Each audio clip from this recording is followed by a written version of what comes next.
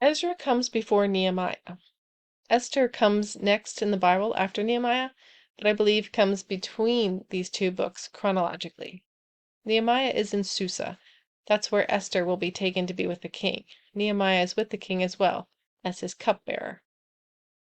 Ezra's job was the rebuilding of the temple and restoring holiness in the temple and among the temple workers.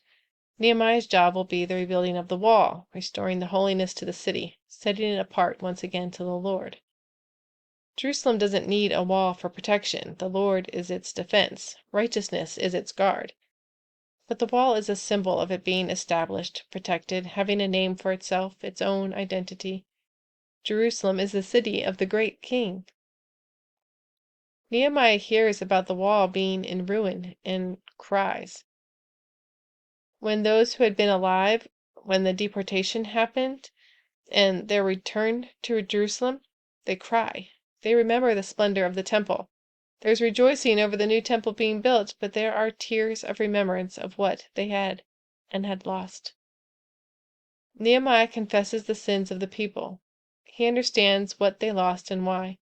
No foreign army had any authority to remove them from the land and burn their gates and tear down their wall. The Lord alone had the authority. No one else could have acted against them without the Lord giving them the authority to act. Nehemiah is in tears and fasts. He's weeping over his nation's sins. He's weeping over what they lost. He remembers the Lord's character, great and awesome, one who keeps covenant and mercy. He remembers the Lord's promise that if they return, he would gather them from the ends of the earth. Nehemiah is calling on God to make good on his word. God will fulfill his word. It's a sure prayer.